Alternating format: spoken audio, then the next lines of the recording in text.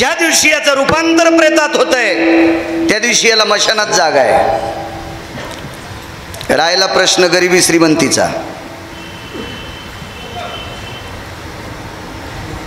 गरिबी श्रीमंतीच्या बाबतीत मोजायचं झालं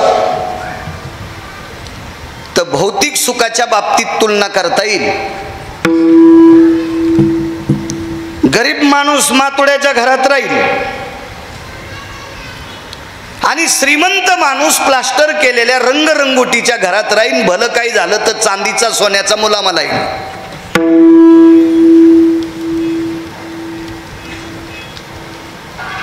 सोन्याचे गहू आहेत का देवकर मामा? अण्णा आहेत सोन्याचे गहू? मला तुमचं नाव आठवण. काय नाव आहे शिंपले त्यांचं? आमचेच का बाळासाहेब? बरं. चांदीचे गहू होय चेअरमन आहेत का? सोन्याचे गहू नाही. सोन्याचं ताट असेल चपाती खाला, गहू मात्र हेच खातील. मग गरीब असो की श्रीमंत असो अन्न त्याला गहू ज्वारी एकच खावी लागेल. राहिला भौतिक सुखाचा प्रश्न. बंगल्यात राहील, एक मजलीत राहील, दोन मजलीत राहील, तीन मजलीत राहील, बाजाव झोपल, पलंगाव झोपल, सागाचा पलंग, चांगल्या प्रतीची गादी, राजहंसाच्या पंखाची गादी, अजून कोणती गोदी गादी, फिरता पलंग, आमका पलंग, तमका पलंग, ह्या सगळ्या सुविधा घेईल. भाकरी मात्र गरीब असो की श्रीमंत असो या देशातला नित्य भीक मागून जेवणारा माणूस सुद्धा त्याच भाकरी खातो. आणि देशातला सर्वोच्च श्रीमंत, एक फार मोठी श्रीमंत व्यक्ती गेली आपल्या देशातली, रतनलालजी टाटा. फार अजून काही श्रीमंत असतील पण ते भोगवादी आहेत. हा माणूस भोगवादी नव्हता. विठाला विठाला.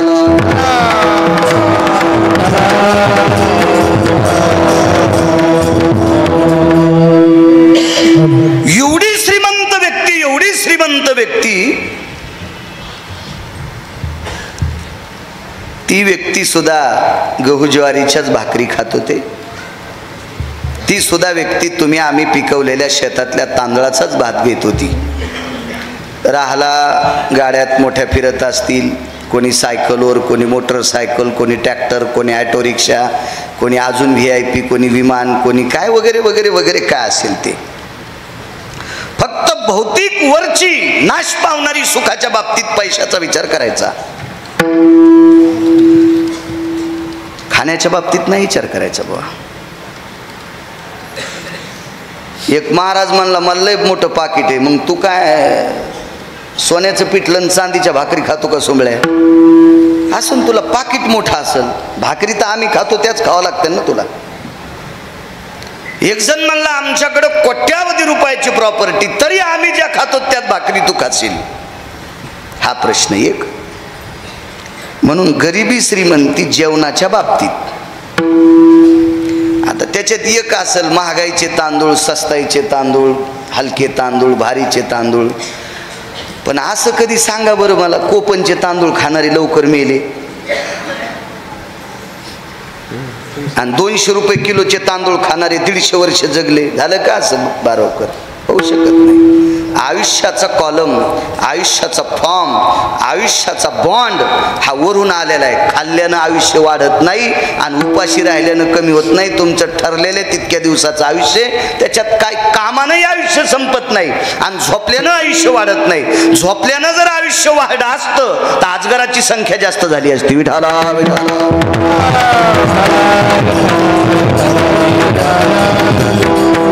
मी फक्त आजच्या कीर्तनाच्या बाबतीत सांगायचो. हा लक्ष्यला ठाव स्मशानीचा. सोन्याच्या ताटात जेवणारा असो, कोणी असो, सोन्याच्या घरात राहणारा असो, त्यालाही मशानात जावं लागेल. नवे नवे तुमच्या माझ्यासारखा सर्वसामान्य व्यक्ती असेल त्यालाही जावं लागेल, मशानात जावं लागते. ज्याच्या पाठीमागे रडायला भरपूर आहेत त्यालाही मशानात जायचंय, ज्याच्या पाठीमागे रडायला कोण नाही त्यालाही जायचंय, आणि जो गेल्याच्या नंतर बऱ्याच लोकांच्या डोळ्यात पाणी येते त्याला सुद्धा जायचंय. एक मुद्दा सांगू का? गेलेल्या व्यक्तीसाठी रडणारी माणसंच त्याला बाहेर काढतात. बापू काढा काढा म्हणती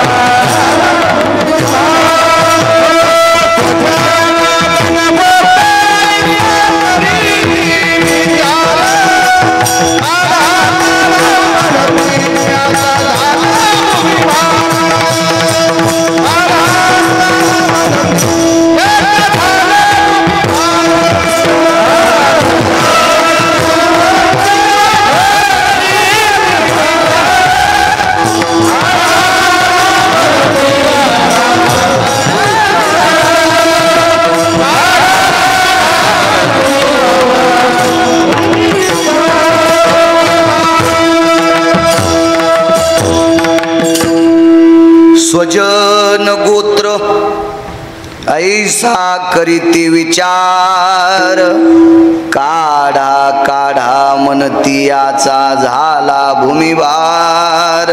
दुर्गंधी सुटती त्या प्रेतातून. एक दोन दिवस ठेवलं की त्याच्यातून वास येतो, दुर्गंधी येते, आणि ही दुर्गंधी मागच्या लोकायला सहन होत नाही. मग पोरगा असेल, सून असेल, मेवना असेल, मेवणी असेल, साडू असेल, कोणी असो, हे सगळे नाकाल पदर लावते, त्यांना ते घ्यावं वाटत नाही. मग सगळे म्हणते आता पुरे झाले, याला बाहेर काढा. मग ती ठिकाणे लक्षी याला ठाव स्मशानीचा.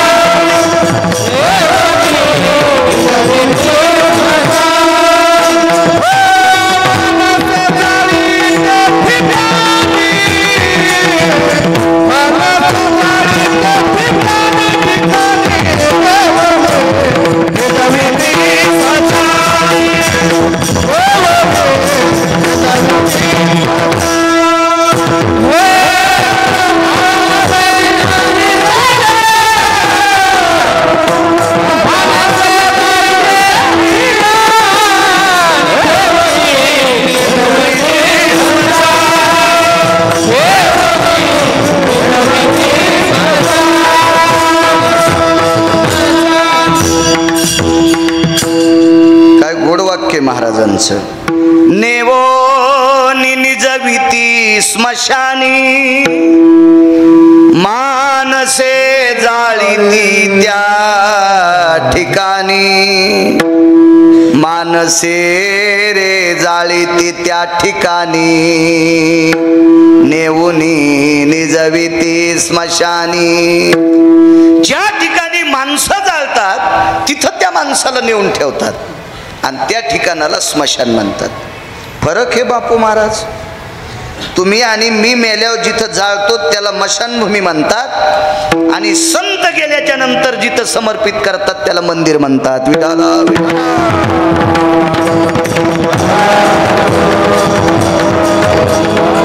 माणसं जाळते त्याला मशान म्हणायचं, माणसाचा देह समर्पित करते त्याला मसनवाटा म्हणायचं, आणि संतांचं शरीर जिथं समर्पित करतात त्याला मंदिर म्हणायचं. एवढा मोठा फरक आहे. आपण मेल्यावी जिथं जातो तिथं मसनवाटा तयार होतोय, आणि संत गेल्याच्या नंतर जिथं जातात तिथं मंदिर तयार होतं. इतका मोठा अधिकार संतांचा असतो. पण माणसांच्या ठिकाणासाठी लक्ष याला ठाव स्मशानीचा. राहिला प्रश्न रडती रात्रंदिवस काम क्रोध माया. महाराज आपल्या पाठीमागे जी माणसं रडत असतात का, ती उणीव म्हणून रडतात, उणीव म्हणून रडतात. तारुण्यातला एखादा माणूस गेला तर घरातली माणसं सगळे म्हणतात आता काम कसं होईल बाबा. आऊत चांगला हानीत होते, म्हशी बऱ्या सांभाळीत होते, बैलाची देखभाल करत होते, बाजाराची सोय करत होते, शेतीकडे सगळं लक्ष देत होते, आमकाम काम ते करत होते, वाडा सांभाळत होते, सगळं आम्हाला मागं पुढं बघू देत नव्हते. आता ते गेलेत, हे मागचं कसं होईल याच्याकरता रडतेत. रडती रात्रंदिवस काम क्रोध माया. राहिला प्रश्न मनती हाय हाय यमधर्म. हे आपल्यासाठी नाही, यम रिकामा नाही तुम्ही मी मेल्या हाय हाय करायला. तुमच्या माझ्यासारखी माणसं मेल्याच्या नंतर यमाला उंदीर मेले इतकी सुद्धा दखल नाही. विठाला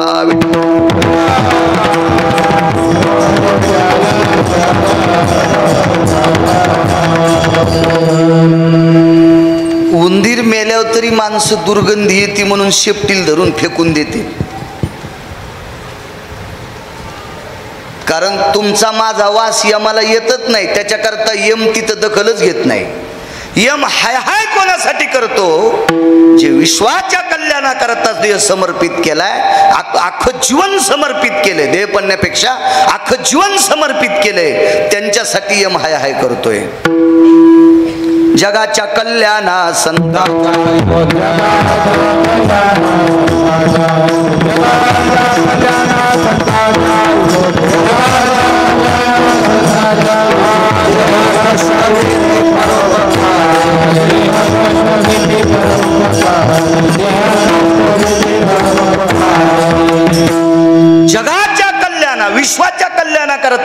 ज्यानं शरीर झिजवलंय त्यांच्यासाठी यम हाय हाय करतो. मी असल, तुम्ही असल, आपण सगळे शरीर कोणासाठी खर्च करायलो? जीवन संसारातल्या लोकांसाठी. मग संसारातल्या लोकांसाठी जे शरीर खर्च करतात, आयुष्य खर्च करतात, यम त्यांना कवडी इतकं सुद्धा मोजित नाही. कवडी इतकं सुद्धा मोजित नाही, काहीच मोजित नाही. बायकोला एखाद्यानं 1 लाखाची पैठणी आणली, त्यालाही यम मोजित नाही. आणि एकानं 2000ची साडी नेली, त्यालाही यम मोजित नाही. कारण चमच्यानं घाण अंगाला लावली काय आणि जेसीबीच्या खोऱ्यानं लावली काय, भरका तितकाच आहे. विठाला विठा.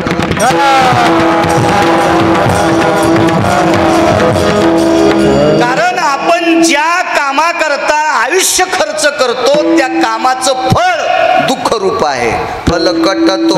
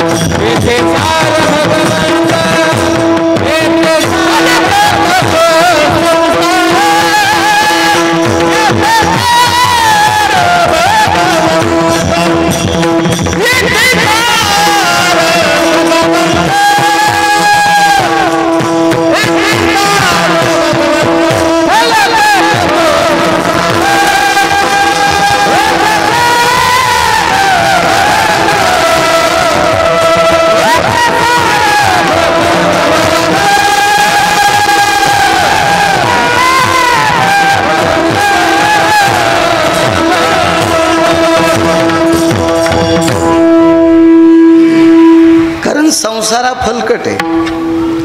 फलकट या शब्दाची सोपी व्याख्या आहे भुसकट आहे. आणि जितकं राशीला महत्व आहे तितकं भुसकटाला नाही. जितकं राशीला महत्व आहे का, तुमच्याकडे थांबत होतो ना आम्ही 7 दिवस भागवताला होतो तर बाळासाहेब यांच्याकडे थांबत होतो. जितकं तुम्ही रास पोत्यात बांधून आणता, भुसकट आणता का नाही. भुसकट म्हणजे फलकट आहे. आगा जयाचे चरवणी दुग्धाची आरासनी. ते खाल्ल्याच्या नंतर दूध होतंय पण काही ठराविक मात्र्यात. राशीचं आणि भुसकटाचं सारखं मोल नाही करता येणार. भुसकट आहे, फलकट आहे. तसा संसार हा फलकट आहे. देव आणि संसार, भजन आणि संसार याच्यात इतका मोठा फरक आहे. मला वाटतं हे अंतर सांगण्यासाठी ब्रह्मदेवाला पण कळणार नाही. तर गिरगावचा बाळू किती पिठला हटणार आहे विधाला.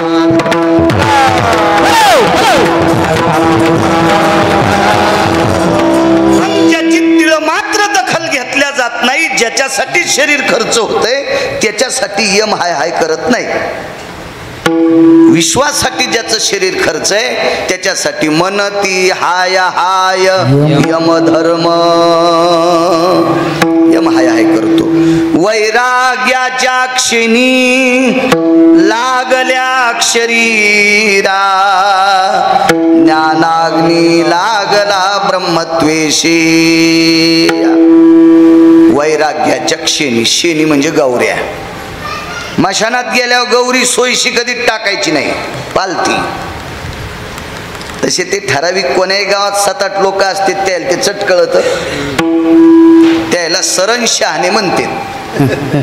त्या 5-7 लोकायला सरण शहाणे म्हणायचं. कोणी मरू त्याच्या डोळ्याला थेंब येत नाही. ते फक्त एकच म्हणते, इथं लकार तिथं लाव, ते काढून घे. ए तुला कळत का काढणं. मला असं वाटतं याला त्याच्या खाली दाबाव. असे सरण शहाणे असते, सरण शहाणे. हे त्या मड्याच्या आधी याला खाली दाबायला पाहिजे आणि वरी इतके जोरात, बापरे. जशी आहे त्याच्यात PhD केली.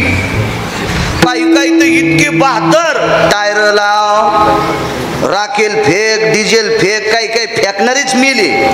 टीव्हीवर रेडिओवर याच्या बातम्या पाहायला भेटायच्या ना, पेपरवर. अशी काही घंट्यानं प्रेत जर आधी जळालं घंट्यानं उशिरा जळालं तर नरकाला जातं का? नाही. पण उरकून टाकायचं लय. त्याला वाटते मला 10-5 लोकांनी पाहा ती पेट्रोल टाकताना, राखेल टाकताना, घासलेट टाकताना, टायर टाकताना. उन्हाळ्यात पण कॅन संग कॅनीत याला घालायला पाहिजे. विठाला विठाला.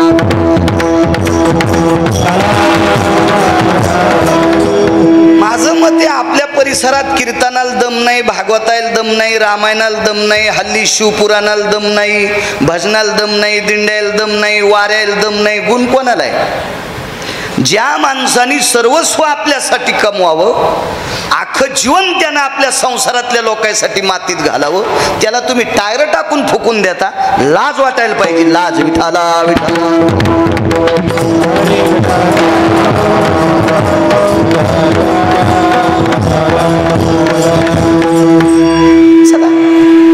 क्षिणी म्हणजे गौऱ्या. ह्या गौऱ्या लावत असतात. वैराग्याच्या क्षिणी लागल्या शरीरा. देहूतल्या मालकांनी या अग्नीला ज्ञानाग्नी म्हणलंय, पण पुन्हा मालकांनी याच अग्नीला 9 अग्नीपैकी एक दुसरं नाव आहे. स्मशानी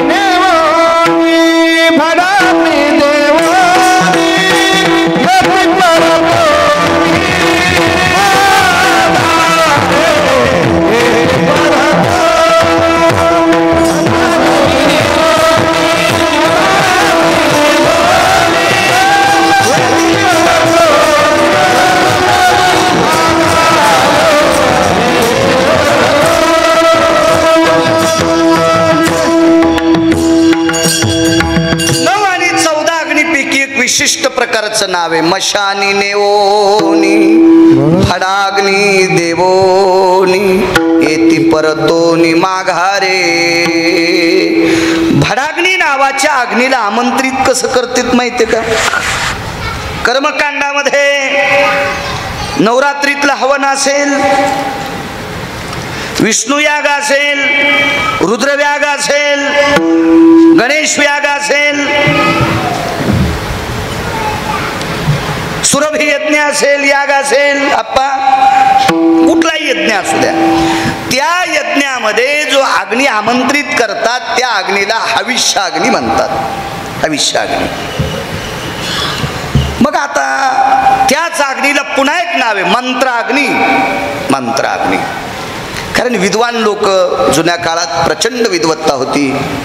विद्वत्ता जुन्या काळातल्या लोकांपेक्षा पाठांतर आताच्या लोकांना जास्त असेल, पण त्याची फळं का भेटत नाहीत? हे चोर पंक्चर आहेत. आणि चांगलं पंक्चर दुकानात गवसत आहे. चोर पंक्चरवालं गेलं की दुकानदाराला छिद्र गवसन, घरी आल्यावर गाडीत हवा राहील. हे चोर पंक्चर जास्त झाले. चोर पंक्चर म्हणजे आचरण भ्रष्ट. विठाला विठाला.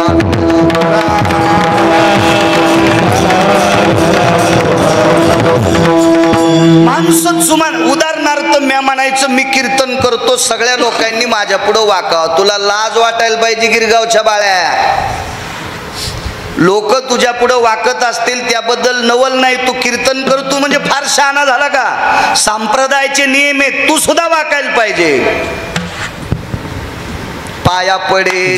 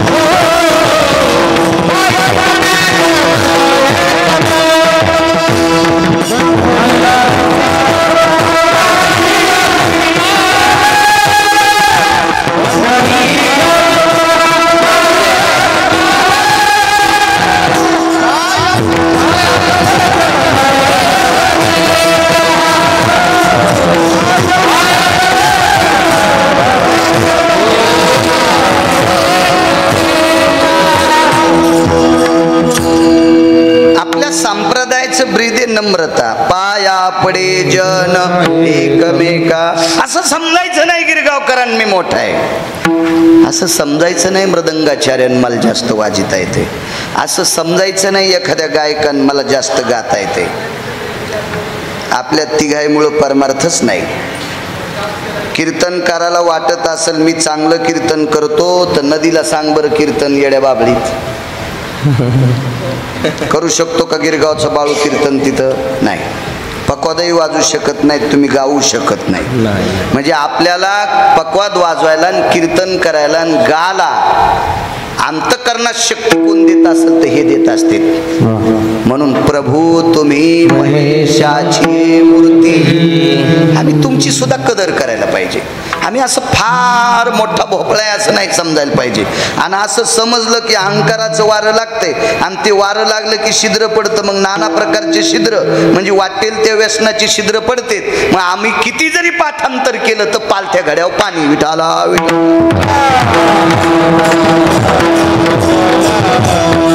सांगायचं. याच्याकरता पूर्वीच्या काळात काही लोकांना कमी पाठांतर होतं पण आचरणातली लोक होती.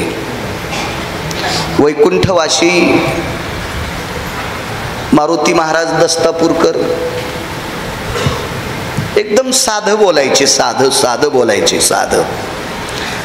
पण त्यांची गाडी रात्री चालली तर चोर सुद्धा नमस्कार करायचे, चोट्टे सुद्धा रात्री नमस्कार करायचे. का? ही आचरणातली पिंड होती. यांच्याकडे आचरणाचं सूत्र होतं. मग या अधिकारी लोकांच्या वाणीमध्ये एवढं तप होतं. वाचा सिद्धी पावाल आज्ञापक व्हाल. त्यांनी बोललं तसं हा मंत्राग्नी प्राप्त व्हायचा. याच्यावर सांगत होतो मी, मंत्राग्नी. मग यज्ञामध्ये तो मंत्राग्नी कालांतरानं काय झालं, मंत्र काही लोकांनी म्हणायचे आणि काही लोकांनी अशी लाकडाची रई वडायची. ते मधात बी लाकडं असायची आणि रई बी लाकडाचीच असायची, एरवी लाकडाचीच. पण आता प्लॅस्टिकच्या लोखंडी निघल्या, नाही तर पूर्वी लाकडाचीच रई होती. आता आता कशाच्या निघत्याला देव जाणे. तर ती लाकडाची रई आणि मध्ये काष्ट 11 प्रकारचे टाकल्या जायचे आणि त्या घर्षणानं अग्नी निर्माण व्हायचा. याला हविष्य अग्नी म्हणतात. पण माणूस मृत्यू पावल्याच्या नंतर जो अग्नी असतो का, त्या अग्नीला फडाग्नी. आणि देहूतल्या मालकांनी या अभंगात सांगितले ज्ञानाग्नी. तो कसा प्राप्त करायचा? घरात माणूस भिंतीला टेकवलंय किंवा अंथरुणावर आहे प्रेत अवस्थेत. आता पाहुणी राहुणी आली असं लक्षात आल्याबरोबर भावकीची माणसं 2-3 गौऱ्या घेतात. लावलेल्या असू की रानातल्या यचलेल्या असू. रानातल्या यचलेल्याला रानशिन्या म्हणतात आणि घरी लावलेल्या गौऱ्या म्हणतात गौऱ्याच. रानशिन्या म्हणजे आयत्यात पडलेल्या आणि त्या उचलून आणल्या वाळलेल्या, आणि या घरी लावलेल्या करोड आता तर राहिले नाही ते. त्या 2-3 गौऱ्या घेऊन त्याचे तुकडे करून जो वारलाय त्याच्यात दारात पेटीत. घरात नाही, चुलीत नाही, तिथंच पेटीत. मग कोणी चिलीम वाढायला असलं की तिथंच राखुंड जारशी तंबाखू टाकी तू. कोणी बिडी वाढणारा असला की तेच ते पड वाढणार, ती बुरकुल पडत उलीस पडाचं बुरकुल. तुम्हाला नाही कळणार जीनच्या पॅन्टीवाल्या. आता आयत्या सुतुळ्या आणायले तर बुरकुल काय कळणार आहे. ते पड कळल्यावर ते असं ते असतं ना, ते तुसडे पडलेले तुकडे त्याला बुरकुल म्हणायचे. ते टाकायचे आणि पेटून द्यायचे आणि त्याच्यावर मडकं टाकायचं. त्याच्यात तापलेलं पाणी या सगळ्यानं आरडून वळडून कोरड्या होऊन आंघोळ घातल्या मग ते पाणी टाकते.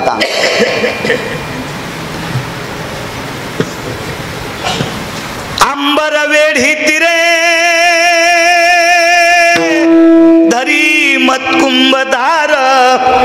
अंबर ओढी तिरे धरी मतकुंभधार. मतकुंभ म्हणजे मातीचं गाडगं. अंबर म्हणजे कपडे. बाथरूम मध्ये आंघोळ घालीतच नाहीत. किती लाखाचं किती कोटीचं घर बांध, आखरीची आंघोळ तुला चौकातच आहे. विठाला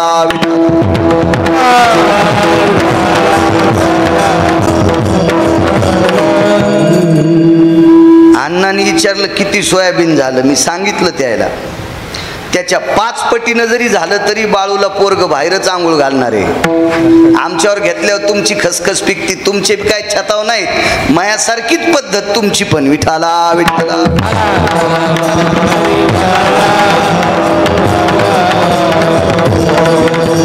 आणि तो जे अग्नी आहे का बुवा, ते गाडगं एकदा रिचिलं की मग ते कोरडं होतं, गरम असतं गाडगं, आणि मग खालचा विष तू त्याच्यात भरते. त्या अग्नीला भडाग्नी नावाचा अग्नी म्हणतात. नियम आहे हा भडाग्नी नावाचा अग्नी, प्रेताला जो कोणी पाणी पाजत असतो, प्रेताला त्याच्या हातात तो अग्नी मशानात नेत असतात. त्या अग्नीला नाव पडलं भडाग्नी नावाचा अग्नी. पाणी पाजण्याची सुद्धा पद्धत असते. आपल्याकडे काय नाही, माणूस मेला की मंदिरात रांगा धरल्यावर कोणी सुटतं की पाणी पाजीत पळतं, कोणी सुटतं. घेतला बेल की टाकलंच पाणी, घेतलं चन्नाचे पानं की टाकलेच पाणी, घेतले तुळशीचे पानं की टाकलंच पाणी. शास्त्राचा नियम आहे आपल्यापेक्षा एका तरी दिवसानं तो वयस्कर माणूस पाहिजे तर पाणी टाकायचं.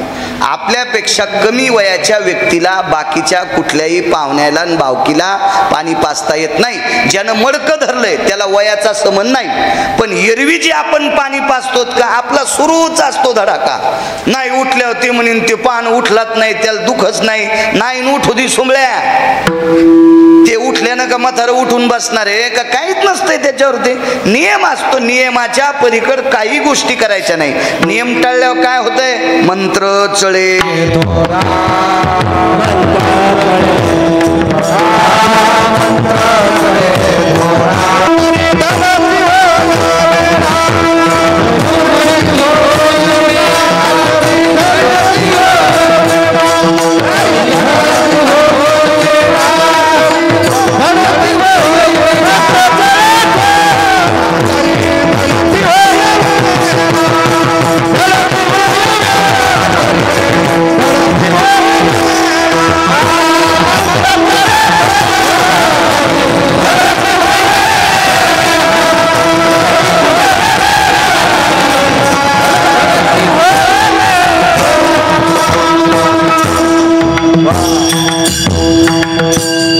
चळे थोडा तरी धडची होय वेडा.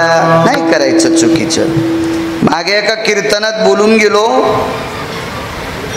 कालिदासांसारखा संस्कृत पंडित मी 30 वर्षात अजून पाहिलं नाही. गुरुवर्य कालिदास वैकुंठवासी. खरं तर हे राहणारे पंजाबचे होते, सूरदास आणि कालिदास. सूरदास आंधळा पंजाबी ब्राह्मण, सूरदास आंधळा पंजाबी ब्राह्मण, सर्वेश्वर एक केला.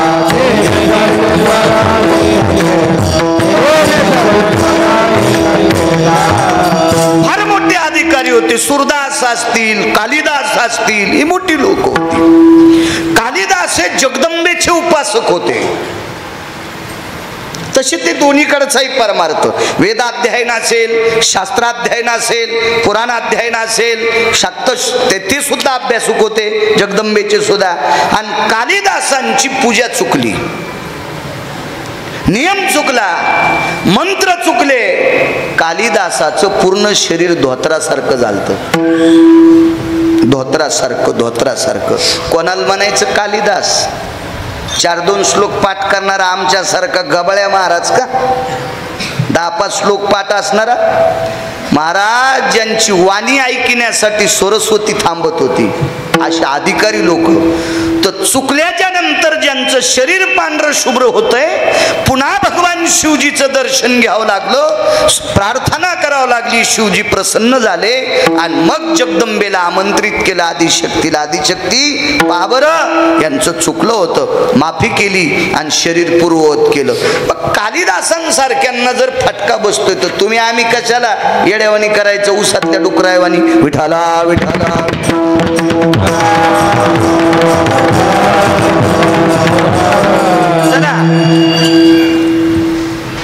बोलतो अभंगावर. आता तरी अभंगावरच बोलत होतो ना, गाण्यावर कुठं. मोठ्या श्रद्धेने, मोठ्या अट्टहासाने, मोठ्या असीम प्रयत्नाने आजचा हा पुण्यस्मरणाचा कार्यक्रम आहे. आदरणीय भगवानरावजी बहिरट ज्यांच्या पुण्यस्मरणाच्या निमित्तानं त्यांच्या सुपुत्रांनी मोठ्या श्रद्धेनं आजचा कार्यक्रम ठेवला आहे. आपल्या या परमपावन संप्रदाय श्रद्धेला फार मोठी किंमत आहे. देवा कारणे भाव तस्मात, श्रद्धेला किंमत आहे, भावाला किंमत आहे. श्रद्धेनं केल्या जातं ते श्राद्ध असतं. श्राद्ध हे लोकांनं बरं म्हणावं याच्याकरता करायचंच नाही. आपल्या अंतःकरणातून आपल्या आईसाठी, आपल्या वडिलांसाठी, आपल्या आजोबासाठी, आपल्या आजीसाठी, आपल्या कुटुंबात गेलेल्या व्यक्तीसाठी श्रद्धेनं आटाआटी केली पाहिजे. तुम्हाला एखादं सांगू का, देवाच्या बाबतीत तर भाव असावाच, तो तसा प्राप्तच होत नाही तसा अद्याप नाही. तुम्ही भगवान शिवशंकराला सोन्याच्या तांब्याने पाणी घातलं काय, पांडुरंगाला सोन्याच्या ताटात मंजुळा ठेवून मंजुळात सोन्याच्या वाहिल्या काय, तो मानित नाही. कारण देवचतुर जाणून अंतर्वर्त तसे, देवाला सगळं काही कळतंय. देवा कारणे भाव तस्मात, देव भावाचा भुकेला फक्त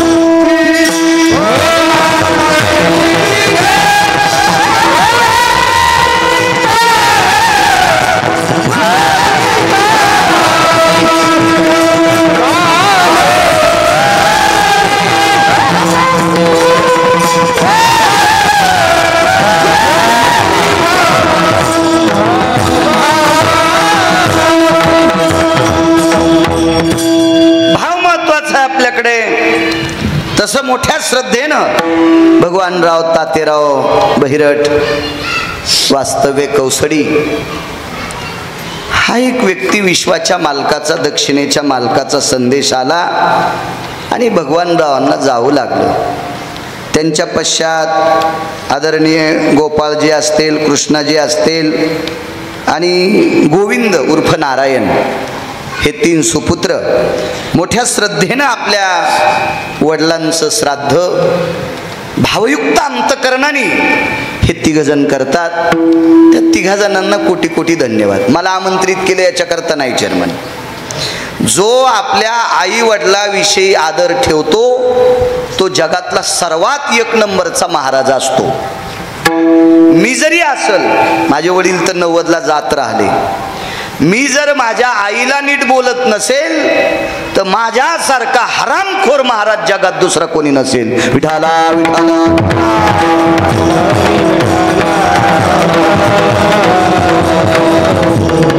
जगातली सर्वात मोठी दैवत आई वडील आहेत. आदरणीय गोविंद म्हणजे नारायण असतील, गोपाळ असतील आणि कृष्णा भाऊ असतील. राजे हो, मी कीर्तनात तुमचं कौतुक करून जाईल. मी एखादं प्रमाण म्हणत असताना, हे प्रमाण म्हणत असताना ही दोघं वाजवत असतील, हे वाजवत असताना हे म्हणत असतील, आम्ही 3 जण म्हणू यजमान चांगला होता, बरा होता इतकं म्हणू चेअरमन, पण आशीर्वाद देण्यासाठी आमची झोळी रिकामी आहे. आमची झोळी जर भरलेली असेल तर आम्हीच काऊन बाहेर खालोत. आमची झोळी रिकामी आहे. म्हणून गोविंद असतील, नारायण असतील, कृष्णा भाऊ असतील आणि गोपाळ भाऊ, ते गोविंद नारायण 1 जणाचंच नाव, तुम्हा तिघा जणांना आशीर्वाद देणारे देवापेक्षा आणि संतापेक्षा श्रेष्ठ कोण असतील तर तुमचे वाडवडील आहेत. मग ते जिवंत असतील किंवा गेलेले असतील. गेलेले असल्यावर सुद्धा आशीर्वाद. तुका माने पितृ आशीर्वाद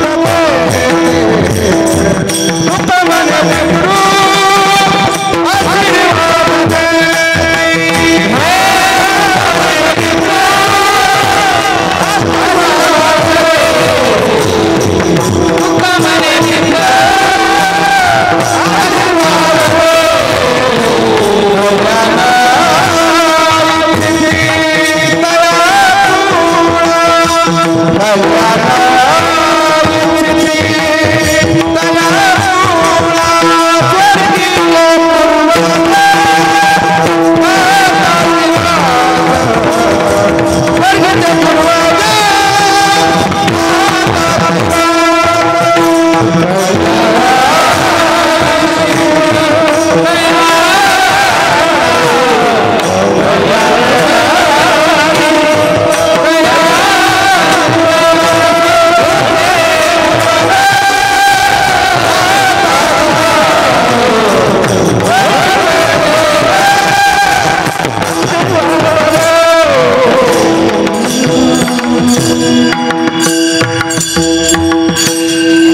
प्रचंड पाठांतराचा अभ्यास बापूंना प्रचंड.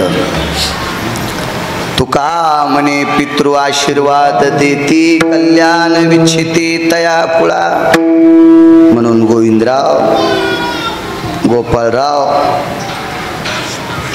आणि कृष्णा भाऊ देव जरी आशीर्वाद देण्यासाठी आला असेल तर देव आशीर्वाद देत असताना तुम्हा तिघा भावांच्या जवळच्या 6 लोकांना विचारतोय. गोविंदरावचे 2, कृष्णा भाऊचे 2 आणि गोपाळरावचे 2, चित्र आणि गुप्त दोघांचे 2-2. या 6 लोकांना अण्णा देव विचारतो यानं काय केलंय. नाही म्हणले यायला बंधित ज्ञानेश्वरी पाठ आहे. चित्रगुप्तानं सांगितलं अख्खा गाथा पाठ आहे. आई वडिलाला बोलत नाहीत. भगवान म्हणले मी चाललो वापस. मग ज्ञानोबा तुकोबाराय आले. ज्ञानोबा तुकोबाराय तर ज्ञानोबा तुकोबारायला खूप आळवणी केली, खूप आळवणी केली, खूप आळवणी केली. ते एक शास्त्र सांगतो त्याच्या पाठीमागचं. आपण मी पुराव्याशिवाय कधीच बोलणार नाही. तुम्हाला पटेल न पटेल, तुम्ही बलवताल न बलवताल, तुम्ही कीर्तन घेतल्यानं बी काही मी मोठा होणार नाही आणि तुम्ही नाही घेतल्यानं बी भिकारी होणार नाही. मला किती मोठं करायचंय ते पंढरपुरातला ठरविणार आहे. तुम्ही तुम्हालाच मोठं करण्याचा प्रयत्न करा. विठाला विठाला.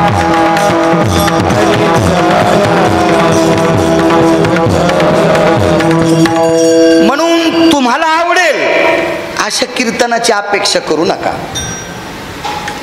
माझ्या संप्रदायातल्या नीतिसूत्रामध्ये गोडशा नियमाला पटेल असं कीर्तन कोणीही कीर्तनकारानं करत जाओ. यजमान म्हणील एखाद्यावर साडी नेसून नाच. म्हणून त्याची इच्छा पूर्ण करण्यासाठी कीर्तनकारांनी नालायकपणा करायचा नाही. विठाला विठ्ठल.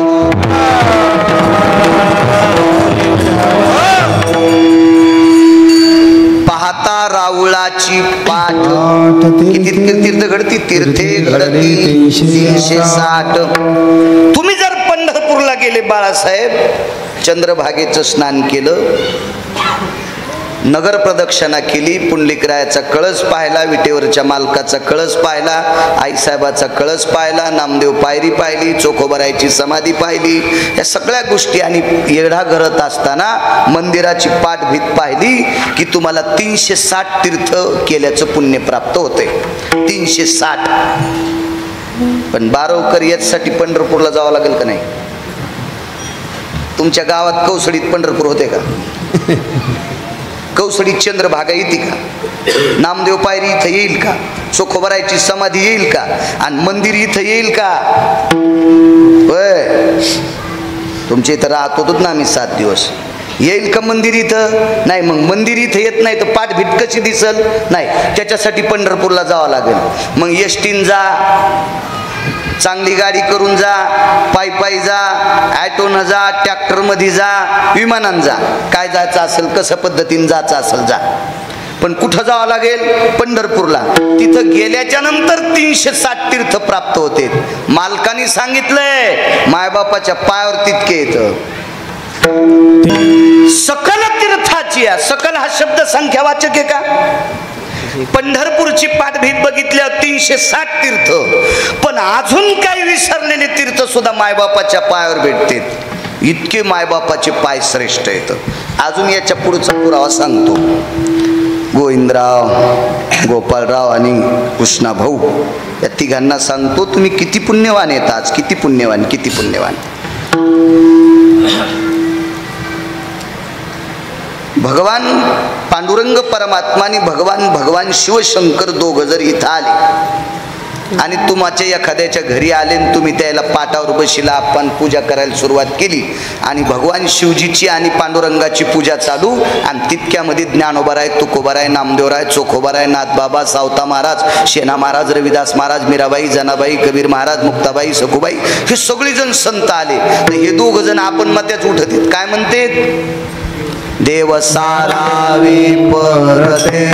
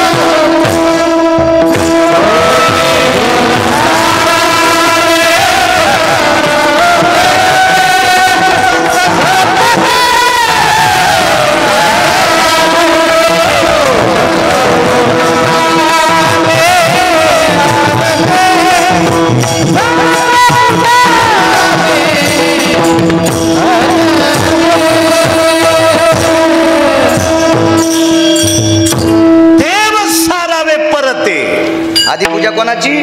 संतांची. संतांची पूजा आधी करायची. एक जण म्हणला महाराज देव मोठे का संत मोठे? म्हणलं संत मोठे आहेत. काय बोलता म्हणे तुमच्या गोळ्या संपल्यात का? म्हणलं दुखतच नाही, गोळ्याचा काय संबंध आहे? दुखत फक्त फरक त्या अपघातामुळं आणि त्याचा डोक्याच्या गोळ्याचा काय संबंध आहे? नाही म्हणे मग तुम्हाला कळतं का? ज्ञानोबा आहे, तुकोबा आहे, विठ्ठलाचं भजन करते आणि मग विठ्ठलापेक्षा संत मोठे असतात का? त्याला सांगितलं सुंबळ्या, जी व्यक्ती देवाला सुद्धा मोठं करते ती व्यक्ती मोठी असतात. देव कोणी ठावा केलाय? कुळीची हे कुळदेवी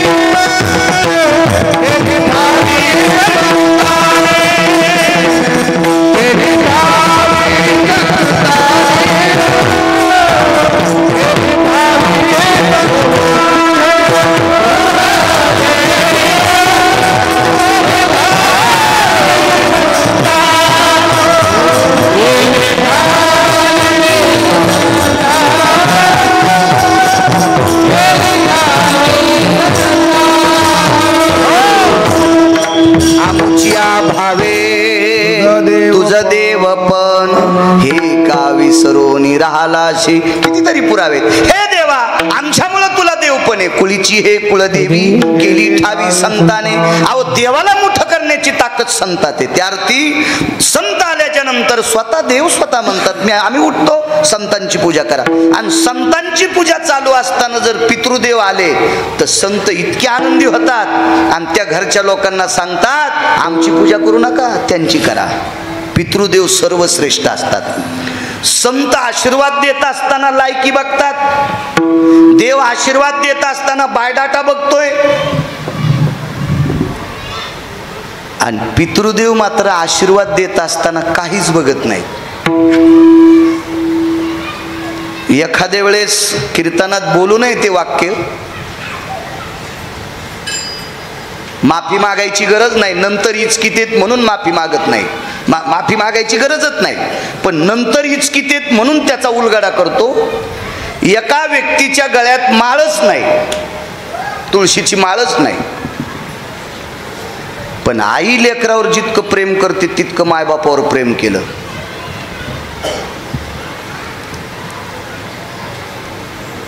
तो 2-3 किलो माळी घालणाऱ्यापेक्षा श्रेष्ठ.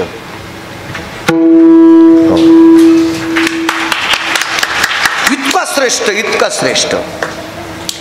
एका बाईला हरिपाठ पाठ नाही, वाचताच येत नाही, पाठ नाही, कधी ऐकिला नाही, कीर्तनाला गेली नाही, भजनाला गेली नाही, काहीच नाही, पण नवऱ्याची सेवा इतकी केली, इतकी नवऱ्याची सेवा केली, इतकी नवऱ्याची सेवा केली. पंढरपुरातला मालक तिच्या ताब्यात, तिची देवा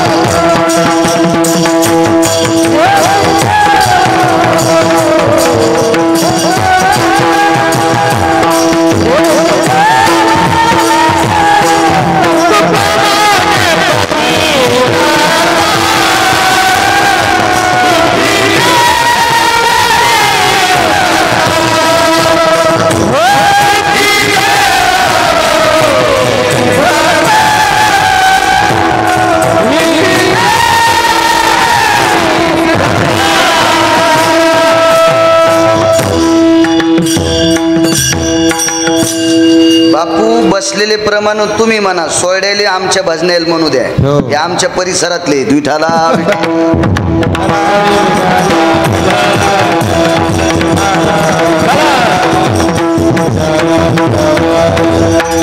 हे म्हणते रोज कसं मग, पण ते काय गपळी झळकतीन आपलं तुपलं ओळखीती. विठाला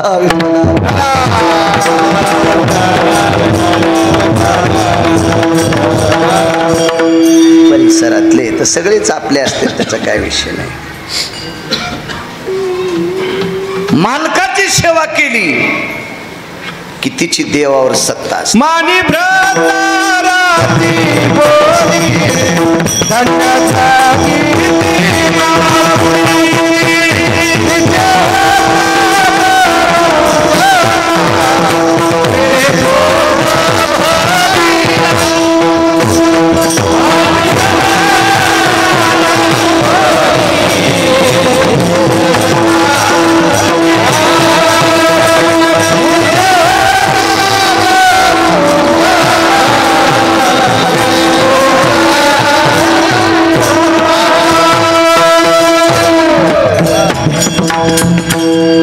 मानी भ्रताराची बोली धन्य जगीती माऊली. तिचे होता दर्शन मिळे पोट भरी अन्न. एवढी मोठी ताकद आहे आपल्या वडिलांचं. भगवान रावाचं मोठ्या श्रद्धेनं श्राद्ध करता तिन्ही सुपुत्रांना कोटी कोटी धन्यवाद. शरीरानं जरी भगवानराव गेले असतील, तुमचे बाबा गेले असतील, तरी पण आशीर्वादाच्या रूपानं तुम्हा कुटुंबातल्या सगळ्या लोकांच्या पाठीमागं पितृगयेतनं कायमस्वरूपी गोडसा असा आशीर्वाद तुमच्या पाठीमागं राहो, अशी पितृगयेच्या चरणी प्रार्थना करतो आणि अभंगावर एका कडव्यावर बोलतोय. विठाला मला असं वाटतंय 2-4 महिन्यापासून चर्मन तारखेच्या संदर्भात बोलत होते. इशिक फोन केले, तारीख लिहिली, तरी एकादशीची चुकलीच. पुन्हा नंतर ते सुजितनं मागं पुढं करायला लावलं. ते भयाचा फोन आला, काल एकादशी होती, आणि अन्नदान हे नाही करतायत. मग नंतर कळालं आजची तारीख हे योगायोगानं मलाही दुपार देता आली. परम पावन सर्व श्रोते मंडळीला साष्टांग प्रणिपात करतो. मृदंगाचार्य गुणीजन मंडळी, भजनी वारकरी मंडळी, मस्तक माझा पायावरी, वारकरी संतांच्या साऊंड सिस्टीमवाल्यांना सुद्धा धन्यवाद. इष्ट मित्र सजन सखे सोयरे धायरे सगळीजण आलेली तुम्ही मंडळी, तुम्हा सर्वांना प्रणाम करतो. गावात सात्विक सदाचारी पुण्यशील पावन माणसं या सर्वांच्या सहकार्यातून, राजकीय क्षेत्रातल्या लोकांच्या सहकार्यातून, गावातल्या लोकांच्या सहकार्यातून दिव्य असा धर्ममंडप झाला. हा धर्ममंडप इतका गोड, मी मगाशी वर्णन केलं अण्णांना, बाळासाहेबांना, चर्मनला की किती सुंदर. पुन्हा एक होते आपले सतत असतेत आपल्या कार्यक्रमात, ते नाव स्मरणात येणं. आपण सगळे किती मोठा सुंदर मंडप, केवढाही कार्यक्रम असो, श्राद्धाचा असो, पुण्यतिथी काय काय असेल, लग्न असो, साखरपुडा असो, एवढं मोठं ह्या उभारणीसाठी गावात जेवढ्या आडनावाची मंडळी असतील तेवढ्यांना कोटी कोटी धन्यवाद. विठाला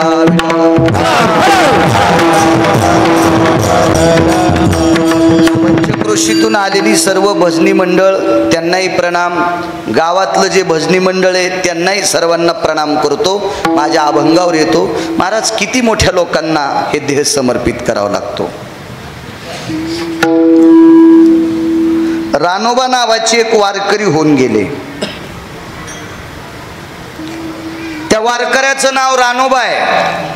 नियमानं 22 मिनिटं टाइम राहिला.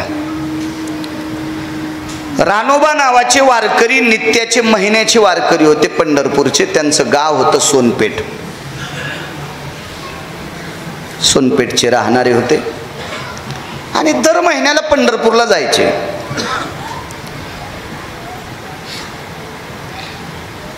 दशमीला सकाळी पंढरपुरात पहाटे पोचायचे.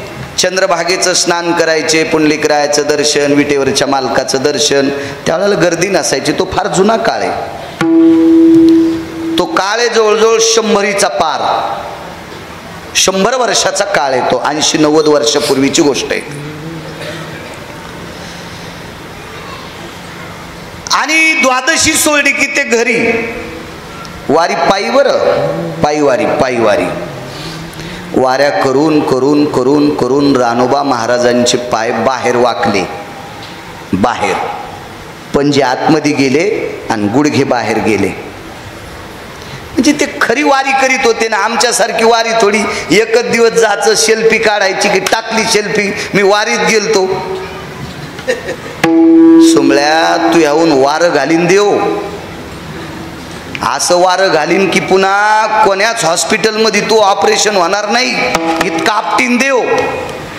कारण तुम्ही कोणालाही खेळवा, तुम्ही कोणाच्याही डोळ्यात माती टाका, पण 2 लोकांच्या डोळ्यात माती टाकायची नाही. एक संत आणि देव. विठाला विठाला.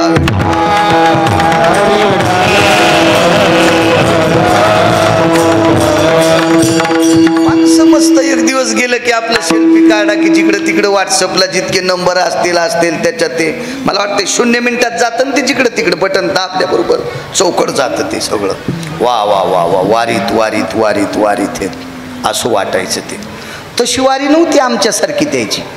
नित्याची वारी होती. चालता चालता घोटे घासले हो. हाडाला घोटे दिसायलेत. वरची त्वचा मास्त नव्हतंच वय झाल्यावर, पण सगळं कातडं गेलं ह्या घोट्याचं. आणि ते पांढरी शुभ्र घोटे खटा खटा चालताना लागायचे. थोडंसं कुठं मुठं शरीरात थोडं रक्त होतं, जास्त नव्हतं. थकून गेलेलं शरीर होतं. ते रक्त बाहेर यायचं, त्रास व्हायचा, दाह व्हायचा त्याचा. पण वारी नाही बंद केली. रानोबा नावाच्या वारकऱ्याच्या घरातल्या लोकांनी सांगावं आता पुरे झाली वारी. शरीर थकलंय, पाय वाकलेत तुमचे, जखमा झाल्या. आता तर घरातल्या लोकांनी पुन्हा वारी बंद करा असं म्हणू नये. याच्याकरता वाक्य काय वापरलं बाळासाहेब? त्यांनी सांगितलं मी वारीत चलतो म्हणून पाय वाकलेत, वारीत चालतोय म्हणून घोटे घासलेत, वारीत चालतोय म्हणून जखमा झाल्या. मला तुम्ही गुलाबाच्या पाकळ्यावर जरी झोपिलं तरी शरीर जखमाच होणार आहे. आता हे शरीर सडणार आहे, कुजणार आहे शरीर आहे. मग तुम्ही मला का आग्रह करता वारी बंद करा म्हणून? नाही, मला मरेपर्यंत, शेवटच्या श्वासापर्यंत, जोपर्यंत मला चालता येतंय तोपर्यंत मी वारी करणार. घरच्या लोक हातबल झाले, त्यांनी विचार केलाय आपला ऐकत नाही, आम्हाला तुमची काळजी वाटते, रस्त्यात पडतान थकतान, काय व्हायचं ते हो द्या, पण मी वारी करणार. किती निष्ठा असेल बघा. एकदा पंढरपूरहून परत येत होते. किती मोठ्या लोकांना जावं लागतंय, किती पवित्र शरीर असेल ते कळेल तुम्हाला ऐकल्यावर. वापस येत असताना एका गावात असं मारुतीरायाचं जसं आपलं मंदिर आहे असं मंदिराच्या पुढे अशी पडवी होती, त्या पडवीत त्याने वळकट टाकली आणि ते झोपलेले. भजन झालं, मधुकरी मागितली गावात, अर्धीक्षी भाकरी चतकोर काय असेल ती खाल्ली, भोपळा भरून पाणी होतं पाणी पिलं, चूळ भरली, देवाला नमस्कार केला, भोपळा अडकून ठेवला, वळकटी लांबवली आणि झोप लागली. रात्रीच्या 1 वाजता एक प्रवासी मंदिरात आला. त्या प्रवाशानं घंटा वाजली. रात्री घंटा वाजित नसतात. एक नियम असतो, कीर्तन चालू असल्यावर, कीर्तन मंदिराच्या पटांगणात कीर्तन चालू असल्यावर उशिरा येणाऱ्याला वाटतंय मुद्दाम घंटा वाजवा. लय घंट्याला कळत नाही घंटा कधी वाजवा. त्याला वाटतं म्या घंटा वाजल्यावर यायनं पावा. सुंबळ्या येतो, नालायक आहे, तुला कवडीची अक्कल नाही. मूर्खपणा कधीच करायचा नाही. भजनात विक्षेप, चांगल्या कामात विक्षेप आणणं हे फार मोठं पाप असतं. आणि मग रात्री 1 वाजता घंटा वाजला. तोंडावरचं असं पांघरणं काढलं. रात्र चांदण्याची होती. थोडासा परिसरात चांदण्याचा पौर्णिमेचा प्रकाश पण होता. आणि मंदिर काय असं मोठं नव्हतं, साधं मंदिर होतं. आणि मंदिरामध्ये एक दिवा होता, वात होती, ती वात चालू होती, त्याचाही प्रकाश होता. आणि त्या प्रकाशामध्ये पाहिलं तर प्रवासी. कोण आपण? मी प्रवासी आहे. कुठून आलात? चलत आहे. जेवण वगैरे काही नाही. रानोबा वारकऱ्यांनी मागितलेली मधुकरी खाऊन उरलेली मधुकरी समोर टेकली. खाल्ली त्या व्यक्तीनं मधुकरी. भाकरीला फार किंमत होती हो, फार किंमत होती भाकरीला. असं समजू नका आता किंमत नाही, आताही किंमत आहे, पण आपल्याला माज आलाय. माझ्या लहानपणी एक मन होती, गरिबी आल्यावर लाजू नये, श्रीमंती आल्यावर माजू नये. मोठ्या मोठ्या श्रीमंताच्या लग्नामध्ये चेंडू फेकल्यासारखे गुलाबजामू फेकून द्याले, बुंदीचे लाडू. तुला लागत नाही मग घेतो कशाला? मला शुगर आहे, मग तू हात लावायचा. आणि तू बैल आहे का? तू बैल आहे का? बैलाला मका टाका तरी नाही म्हणत नाही, वाळलेली वैरण टाका नाही म्हणत नाही, पेन टाका नाही म्हणत नाही, त्याची गव्हाण भरून टाका, त्याचा आथरून करू द्या, ते नाही म्हणत नाही. कोण? बैल. मग तू बैल आहे का? मला शुगर आहे, शिरा खायचा नाही, बुंदी खायची नाही, लाडू खायची नाही, आमकं खायचं नाही, वरण पोटा स्टोप येतो, तू ॲसिडिटी खायची नाही. दुरण भरून घेतला, तो मुंडकं दाबायला पाहिजे त्याच्यात. तू जरी त्या वरणासाठी पैसे खर्चिले नाहीत, पण कोणीतरी त्याच्यासाठी घाम गाळून पैसे खर्चिलेत आणि त्या श्रद्धेनं केलेलं वरण आहे, तू फेकू नको तो दुरून. काळ बिकट येणार आहे, लक्षात ठेवा. मी तुम्हाला धमकी देतो, हे डोक्यातलं काढून टाका. मी फार असा अभ्यासू आहे, हेही डोक्यातलं काढून टाका. मात्र शास्त्र पुराण पाहून सांगतोय इतकं मात्र डोक्यात ठेवा. विठाला विठाला.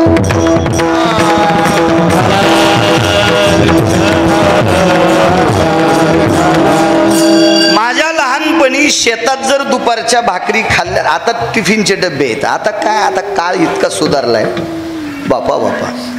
आता कोणी पालवात भाकर बांधून नेत ना, अन्न पालवच म्हणत होते ना भाकरीच्या, गाळणं किंवा पालो.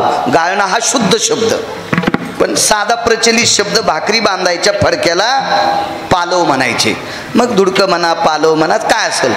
तर दुपारी जेवण झाल्याच्या नंतर भाकरीचा कुस्कुर असा हातावर घेऊन खात होते. आता बंद कुकर, सकाळच्याला पालथं, भाताचं कुकर असेल, कशाचं कुकर असेल. लक्षात ठेवा, 2050 अन्नाचा दुष्काळ येणार आहे. घरचं खाणाऱ्यानं बी नाश टाकू नका. आणि सगळ्यात जास्त आमचे लोक जास्त बाहेरचं खातात. आमच्या लोकांना नीट वागायला पाहिजे, नीट नीट नीट वागायला पाहिजे. इतकं सुद्धा उष्ट घालायला नाही पाहिजे. विठाला विठाला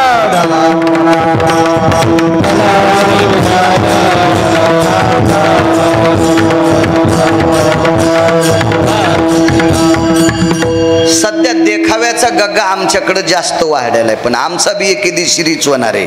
दर 35 वर्षाला काळ बदलत असतोय. सध्या आमच्या लोकांसाठी काळ गोड आहे, पण आम्ही जर नीट नाही वागलो तर इतका काळ विरोधात जाईल. तुम्ही लोक नुकतीचा ट्रक बाजारात वाटताना बोरीला, पण आम्हाला बलिणार नाहीत. विठाला विठाला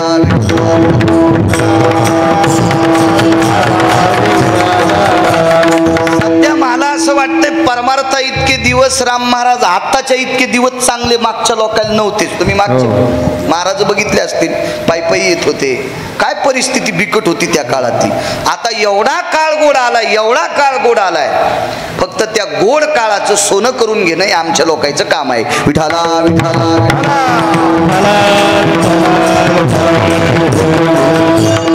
त्याच्यात मी पण आलो बरं का. मी कीर्तन सांगतोय म्हणजे फार शहाणा आहे का? मी पण आलो, मी पण नियम पाळायला पाहिजे. मी एकच मोड आहे, बसून कीर्तन करतो. आता ते कंबर गेलंय म्हणून, नाही तर नियम मोडीत नाही. माझ्या माघारी इचकी जाऊ नका काही. विठाला विठाला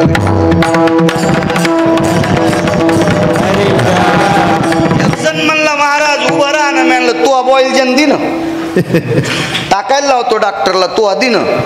आणि म्हणलं मग ते म्हणलं कसा देऊ? म्हणलं असा काढून दे ना, टाकतो मला. विठाला विठाला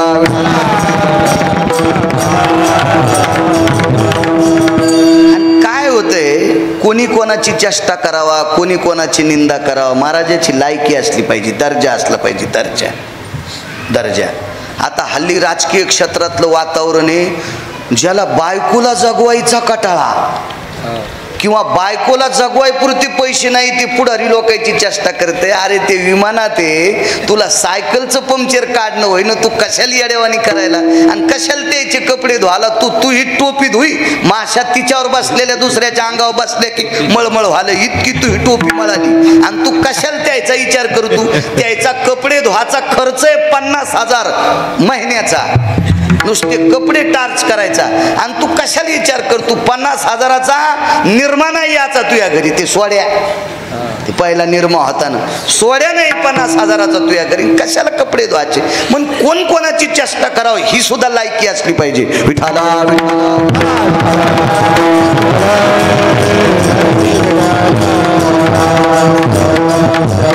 काय सांगू लागलो? रानोबा नावाची वारकरी महाराज खात होते, भाकरी खात होते. आम्ही एकदा एक जणाचा बाण कापायला गेलो. परिसर असल्यावर काय खोटं बोला वाटत नाही, सगळ्या लोकांनी पाहिलेलं आहे मला. आम्ही बाण कापायला गुत्त घेतला. गोंडवाळ नावाचं गवत होतं, उच्च उच्च असते. गोंडवाळ गवत कोठ शिवायला पण वापरीत होते, कारण त्याला कुसळ आले की बैल खात नव्हते. गोंडवाळ गवत निसवायच्या आधीच कापून नेलं तर आहे की नाही टलबुआ? हो, निसवाल्यावर गोंडवाळ गवत मसडा पण खात नव्हत्या, मसडा पण नव्हत्या खात गोंडवाळ गवत. आणि चांगलं वाढायचं ते उग, आणि चांगलं लगे 10-10, 11-11 फूट वाढत होतं. हे कापून कोठे शिवता येत होते.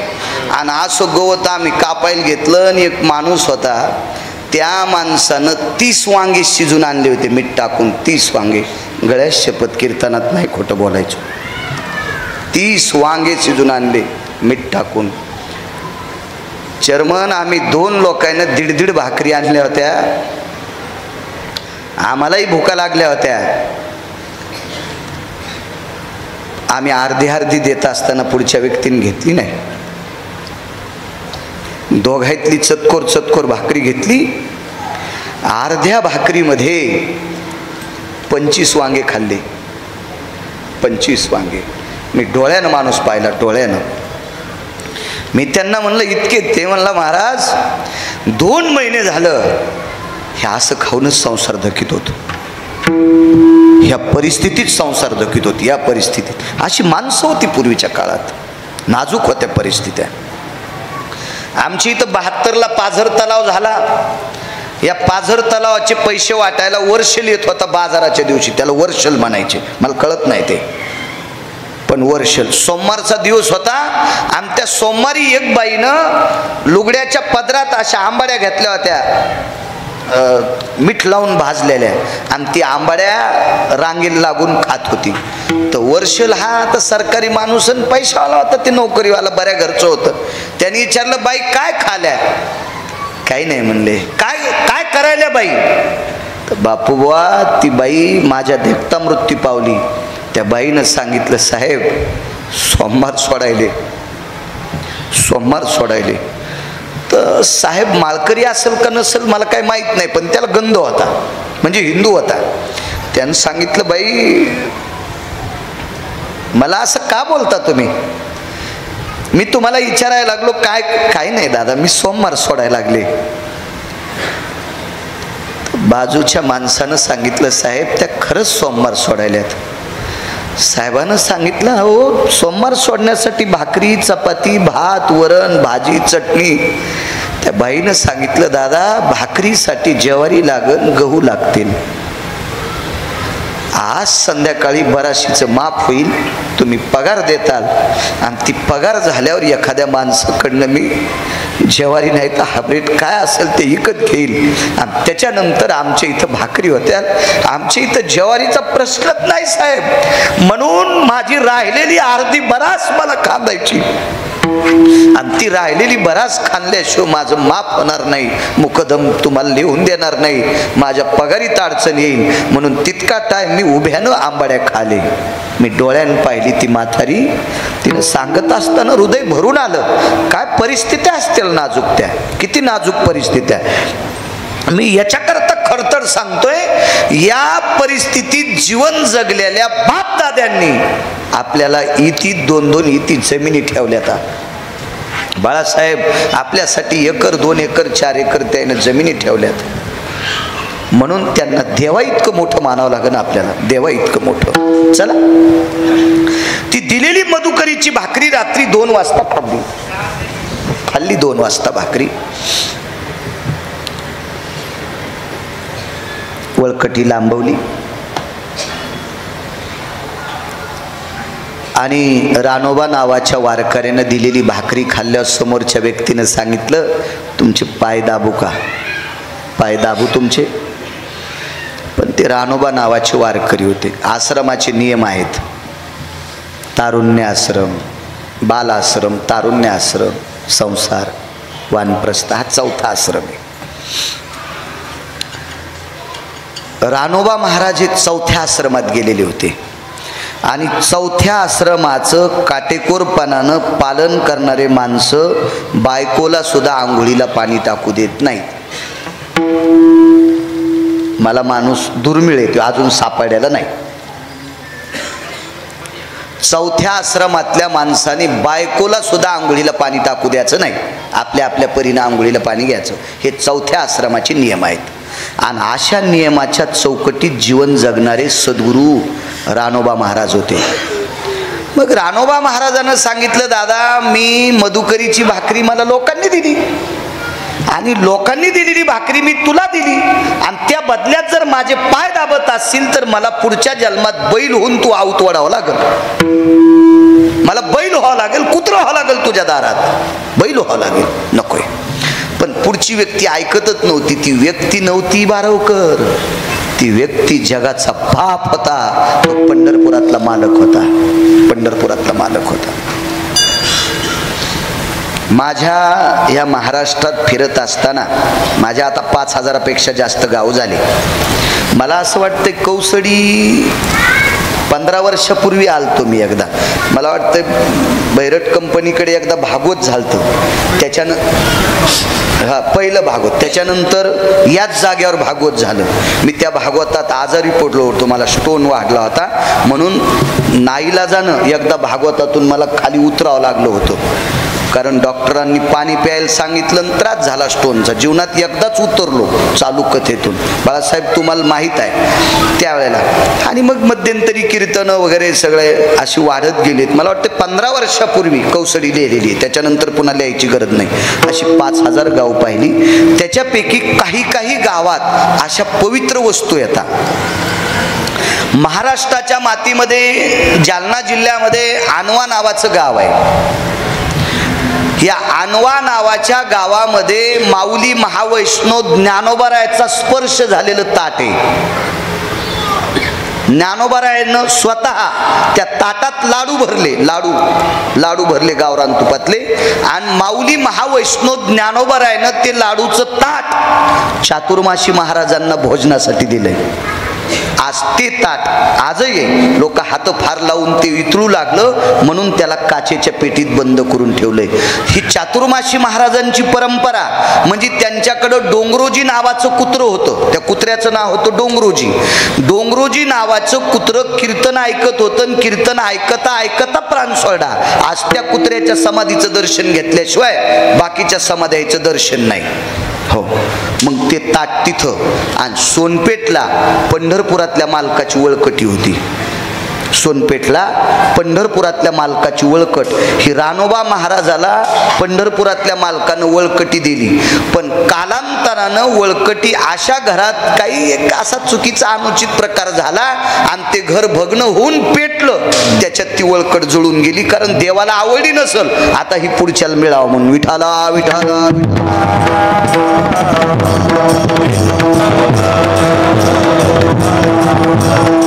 अशी खूपशी गाव आहेत पवित्र वस्तू. माझ्या देहूतल्या मालकांनी स्पर्श केलेला विना. ताळगाव चिखलीला टाळ पडला तुकोबारायचा, वाटी पडली म्हणून ताळगाव चिखली नाव पडलं. ते गावात ती वस्तू पवित्र आहे जिथं तुकोबारायचा स्पर्श झालेला टाळ, तुकोबारायचा स्पर्श झालेला विना. असं काय तुकोबारायचा गाथा असतो. काय काय वस्तू असलेल्या पवित्र कल्पना करा. आजही ती लोक किती नशिबान असतील की त्यांच्याकडे या वस्तू आहेत. चला मग ही वळकट तो विटेवरचा मालक आहे. त्यांनी सांगितलं पाय दाबायचे. पण रानोबा महाराजांनी सांगितलं पाय दाबू देणार नाही. रानोबा महाराजाच्या घोट्याला जखमा आहेत. खाली वर्ण पडले होते अशा जखमा झालत्या.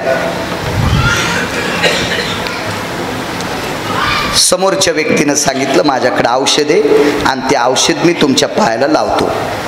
रानोबा महाराजानं सांगितलं मी बायकोला आंघोळीला पाणी टाकू देत नाही तर तुमच्यासारख्या निष्ठावंत प्रवाशाचे हात माझ्यासारख्या पामराच्या तळपायाला कशाला लागू द्यायचे. करूच देत नव्हते सेवा. काय अधिकारी लोक असतील, किती अधिकारी लोक. आता आमच्या भोवताल जितके माणसं जमले पोरं सोरं जमले की आम्ही त्याला म्हणतो दाबा आमचे हातपाय. तुला पुढच्या जन्मात देव घुस करणार, घुस करणार देव तुला. घुस घुस करणार घुस. हो तुला अस्वल करणार. कोहरं काळे पिळे देत जाय. तू आळत जाणारच नाही. लायकी आहे का तुझी सेवा करून घ्यायची. इतके नाटक. तळपायाला तेल लाव, कुठं तेल लाव. तुला तेल लावू लावू ये म्हणी विठाला विठाला.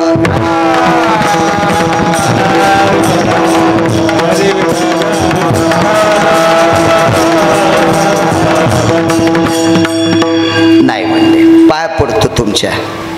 महाराज देवाच्या डोळ्यात पाणी आलं. देव माणसाच्या रूपात आहे. पण माणसाच्या रूपातल्या देवानं सांगितलं रानोबा महाराज ऐका ना, तुम्ही वारी करता, तुमच्या पायाला जखमा झाल्या त्या नीट व्हावा अशी माझी इच्छा आहे. मी काय साधा माणूस आहे पण माझ्या औषधात ताकद आहे. महाराज म्हणले द्या ना. नाही म्हणले. किती बाऱ्या चोळावा, किती बाऱ्या पुढं हात, किती बाऱ्या माग हात, किती दाबून चोळावा हे तुम्हाला कळणार नाही.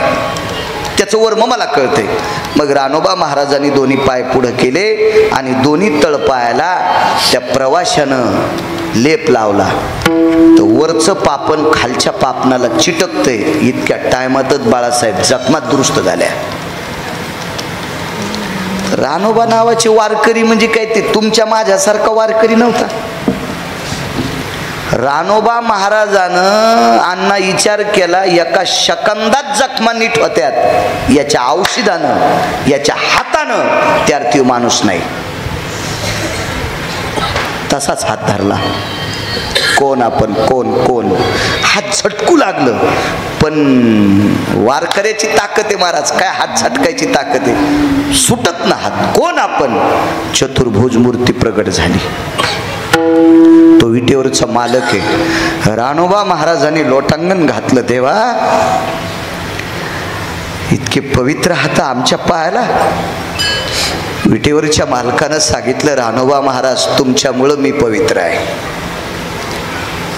तुम्ही वारी करता, तुमचं हे कर्ज आहे का? माझ्या डोक्यावर आहे. ब्रह्माचा धनी